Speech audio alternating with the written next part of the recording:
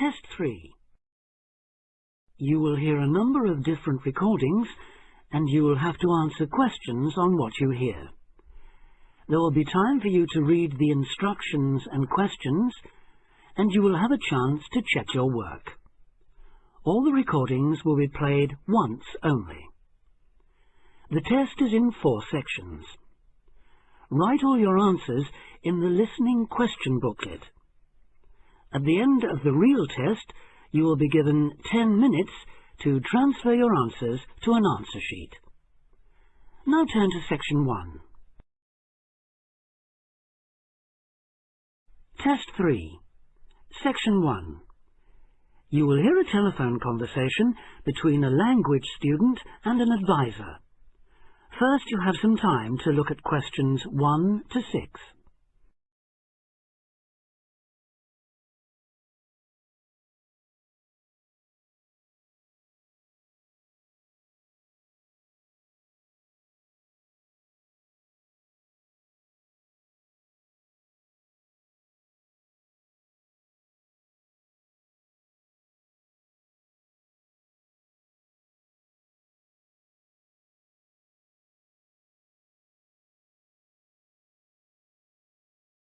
You will see that there is an example that has been done for you. On this occasion only, the conversation relating to this will be played first. Homestay Language Learning, Lisa McDowell here. How can I help you? Hello, my name's Dan. Hello, Dan. And I'm going to be living with a family in Edinburgh for 3 months, so I'd like some advice on what to bring with me. I'm flying in via Singapore on the 15th. Right. Well, perhaps most important of all are your documents, vaccination certificate, sponsor's letter, and the certifying letter from us for immigration. The documents are essential, so A has been written in for you. Now we shall begin. You should answer the questions as you listen, because you will not hear the recording a second time. Listen carefully and answer questions 1 to 6. Homestay Language Learning, Lisa McDowell here. How can I help you? Hello, my name's Dan. Hello, Dan. And I'm going to be living with a family in Edinburgh for 3 months, so I'd like some advice on what to bring with me. I'm flying in via Singapore on the 15th. Right. Well, perhaps most important of all are your documents, vaccination certificate, sponsor's letter, and the certifying letter from us for immigration. Yes, I've got all those in order, I think. What I'm really wondering about are money and clothes and things for my room, the personal effects, in other words. Okay, let's start with cash. You'll already have money in your bank account here, of course, but make sure when you get here you have some cash on you. Pounds, that is, not euros or dollars. How much do you suggest? I'd say 50 as an absolute minimum. Okay. Now, the next thing is which clothes to bring. What do you think? Well, as I'm sure you know, it can get pretty cold here, so you will need some warm clothing. There are shops near here that sell winter clothes quite cheaply, so you really don't need to bring much. Do make sure, though, that you have at least one thick sweater and a jacket with you when you arrive here. The temperature is likely to be a lot lower than in Singapore. Oh, thanks for the warning. Now, something else I'm not sure about is whether to bring my computer. It's a laptop, so it won't take up much room. 2 problems. Firstly, it might not be compatible with the electricity supply in this country. And secondly, there's a risk of it getting broken in transit. Someone travelling here had hers smashed only last month. But surely I can carry it as hand luggage. Usually, yes. But because of all the tight security right now, you may have to check it in. So my advice is to leave yours at home. Okay, I think I will. Is there anything else you'd advise against bringing? Well, you won't need household or cooking things. They'll all be provided.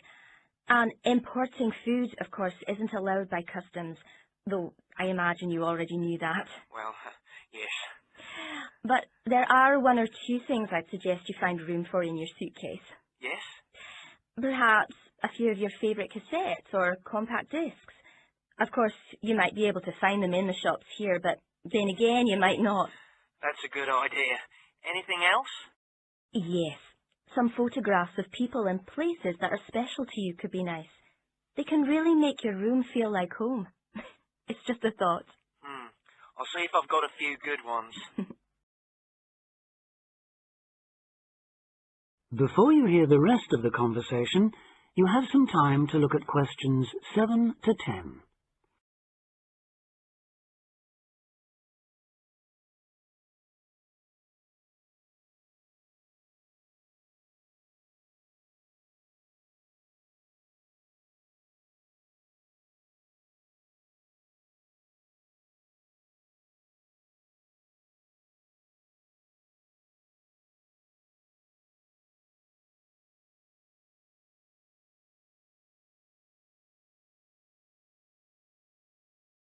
Now listen and answer questions 7 to 10.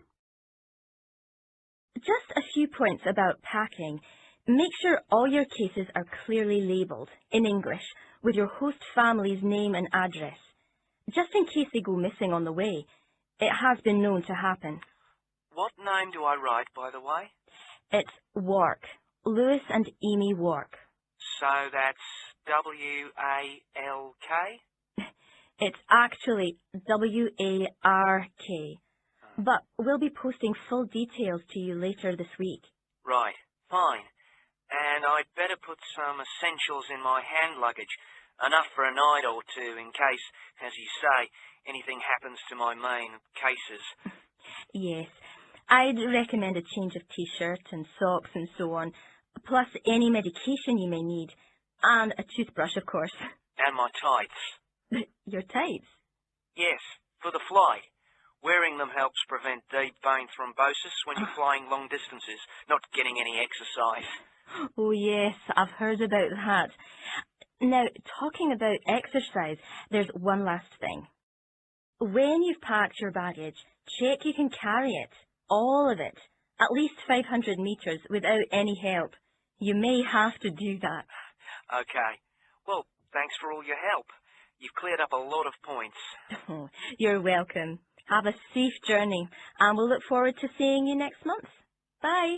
Bye. That is the end of section 1. Test 3, section 2. You will hear an extract from a talk about facilities for students with disabilities. First, you have some time to look at questions 11 to 13.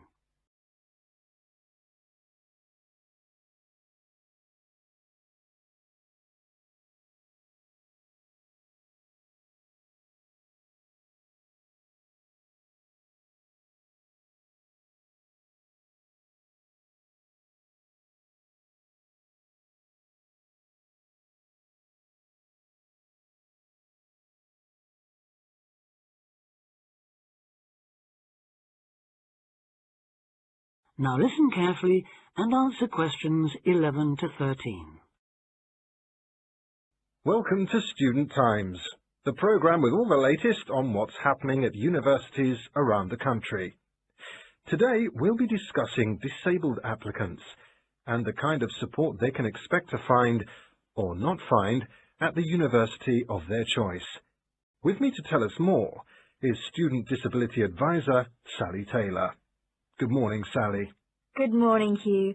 I'd like to start by pointing out that although 1 in 4 people has some kind of disability, the proportion among students is much lower.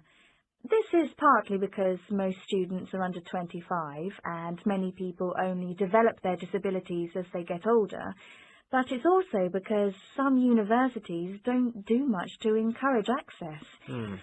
It is true, though, that some have quite sticky problems when it comes to, for instance, wheelchair access, ancient buildings, cobbled streets built centuries ago, and so on. When faced with such a situation, some universities make an extra special effort to provide for students with particular disabilities, while others have specialist accommodation. In fact, all universities should have a written policy statement on students with disabilities, setting out what facilities they have, what their attitude is, and what they're prepared to do.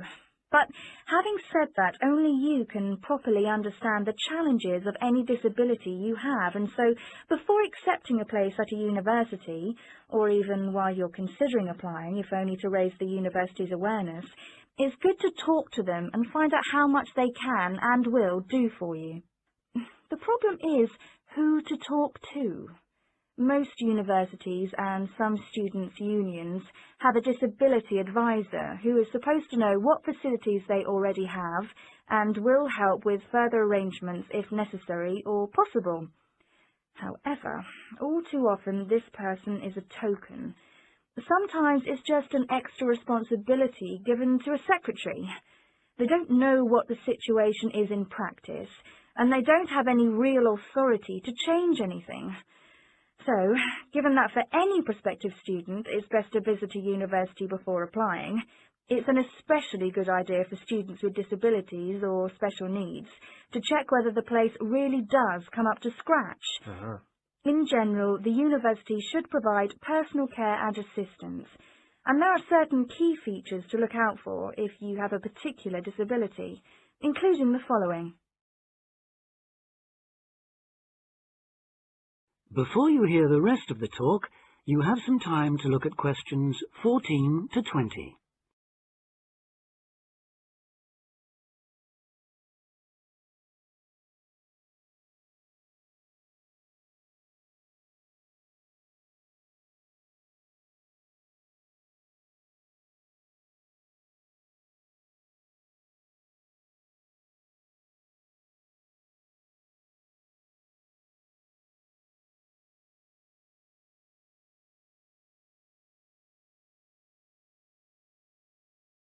Now listen and answer questions 14 to 20.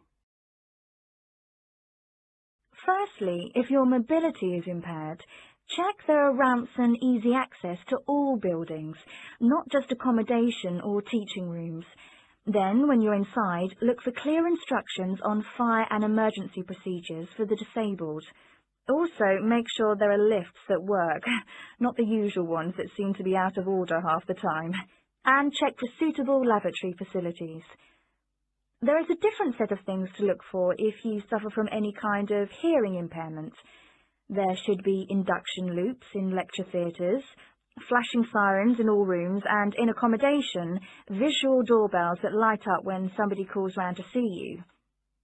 If it is your sight that is impaired, there obviously need to be braille translators of books and documents.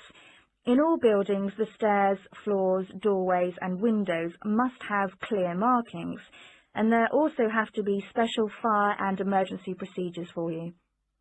If you suffer from dyslexia, you will need a computer for general use and in exams, and as exams may take you longer to complete, you should be allowed extra time in which to do so. This applies to work in general too. There are, of course, many other possible health difficulties that you may suffer from, such as diabetes, epilepsy, or heart conditions. If this is the case, check the availability of access to appropriate treatment, including medication and/or therapy. Finally, make sure that in the event of an emergency, it is clear what you and other people who may be involved have to do. That is the end of section 2. Test 3, section 3. You will hear 3 students discussing a program of activities for new students at a college. First, you have some time to look at questions 21 to 26.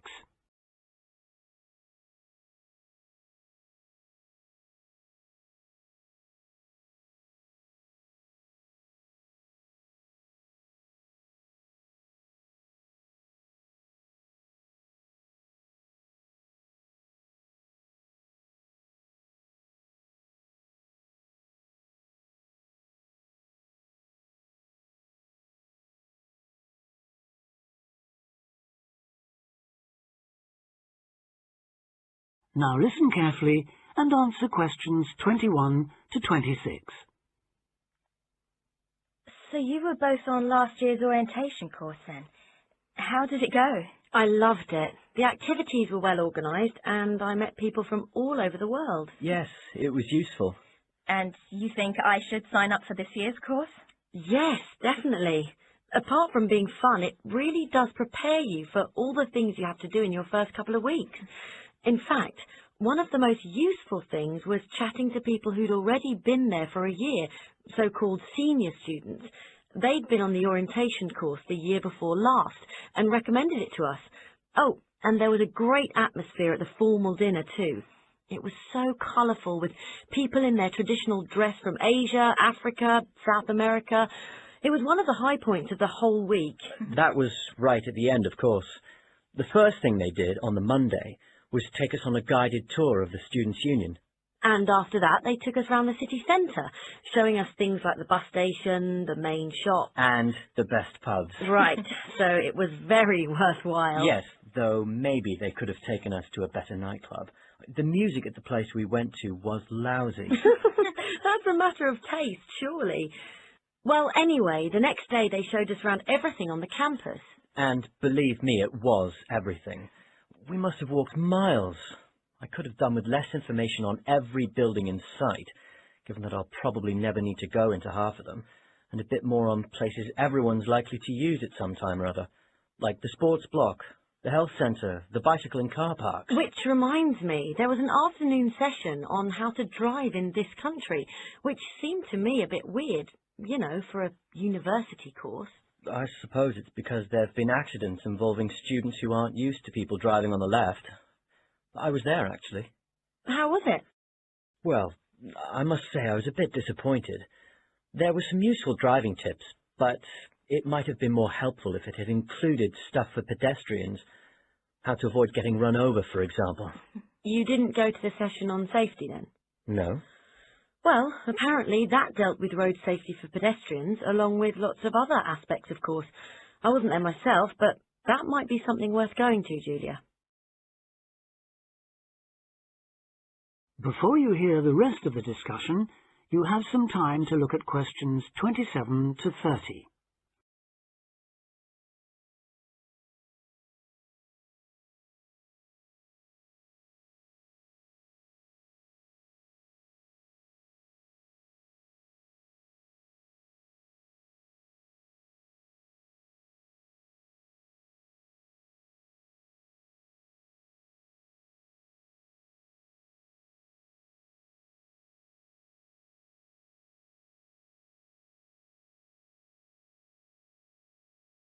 Now listen and answer questions 27 to 30. I like the sound of the whole thing. Tell me, what's the accommodation like? Do you have a room to yourself, or do you have to share? What do you have to take with you? For the orientation course, you'll have an individual room in one of the halls of residence.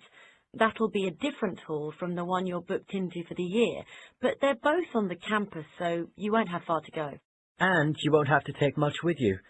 The room will have chairs, table, wardrobe, bed, mattress, blankets, sheets and so on. Take a warm coat or jacket, though. It may well rain, and it's unlikely to reach even 20 degrees in late September. But it shouldn't drop below about 10, at least during the day, which is something, I suppose. Right. Now, I know they can't do much about the weather, but did you have the feeling that they were looking after you on the course? Yes, we did. There were some little touches that showed they'd thought about what it was like to be starting a course of study abroad. Such as? Well, it's just a small example, but they gave us free email access to contact people at home. 30 minutes, if I remember correctly. Actually, I think it was 20. Yes, you're right. I was on for over half an hour and paid for an extra 10 or 15 minutes. Not that it was much. Emails don't take long to write anyway. No, they don't. So, just one more thing. The timetable. When does the course actually start and finish? Well, a lot of people get there on the Sunday, though you'd have to find a room for an extra night, as the course accommodation is only booked from the Monday, when things get going. Then they'll keep you busy all week until the dinner on the Friday. And that's it, is it? Yes, there's nothing after that. Though most people stay over till Saturday, partly to recover from the party, but also because they can then move straight into their permanent rooms. I think I'll do that. Well, thanks a lot for all your advice. I'm sure I'll enjoy the course. I wish I could go on this year's too. That is the end of section 3. Test 3. Section 4. You will hear part of a lecture about fireworks. First, you have some time to read questions 31 to 40.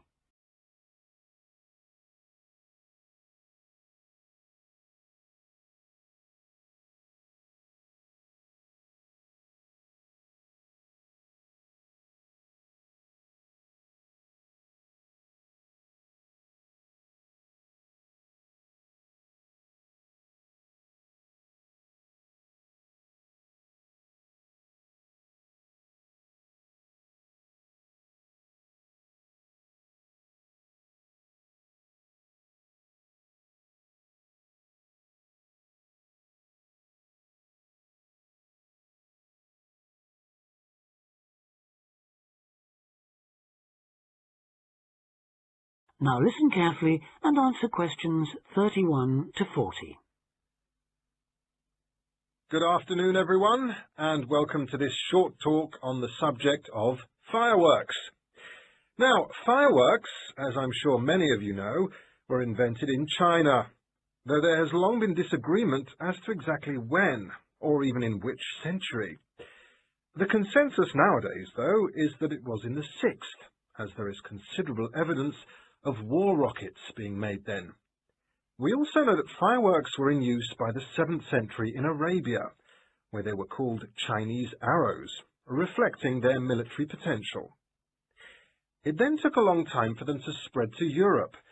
In fact, it wasn't until the 1200s that fireworks made their appearance there.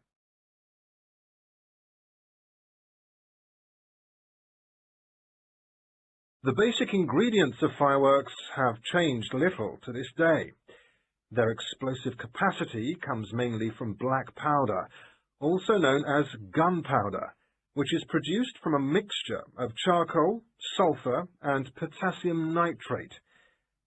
A modern aerial firework, the kind used nowadays in big public displays, not the small rocket type that you might remember from your childhood, is normally made in the form of a shell, often a sphere about the size of a peach. Inside the shell are a number of stars, surrounded by black powder, and running through the centre of the round shell is a charge that makes the firework explode when it reaches the desired altitude. This is known as the bursting charge.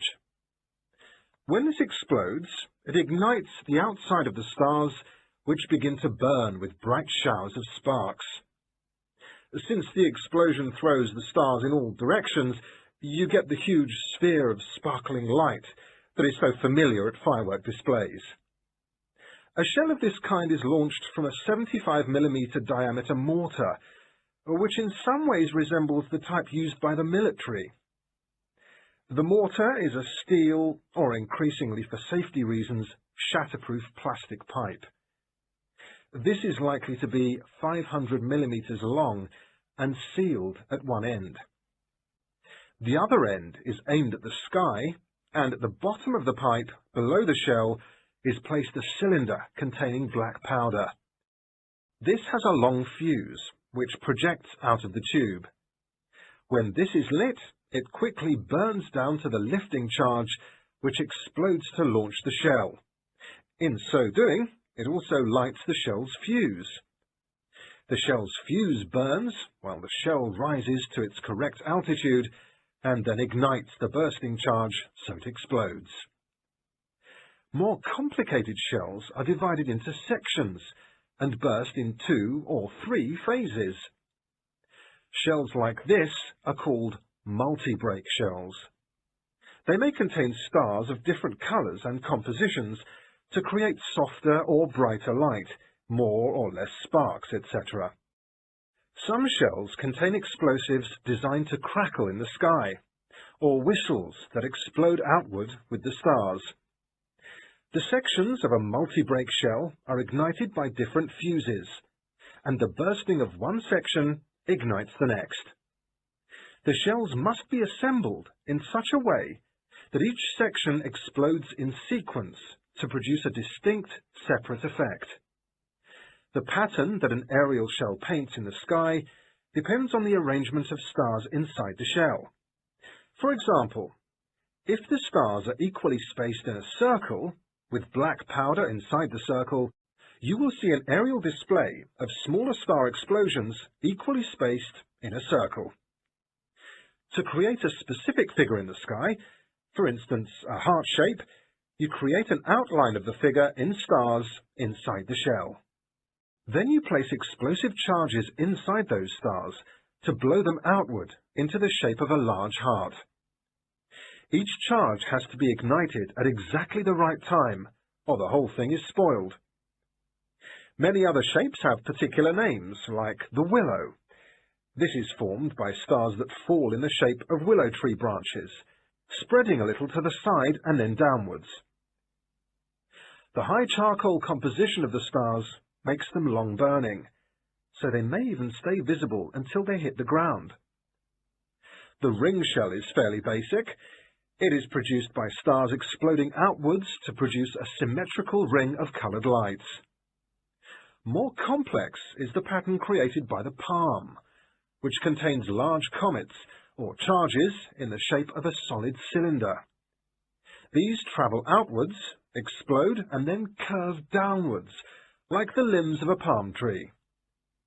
The serpentine, the last one for now, is different again.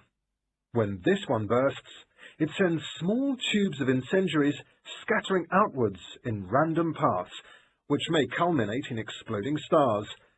It can be quite spectacular. That is the end of Test 3.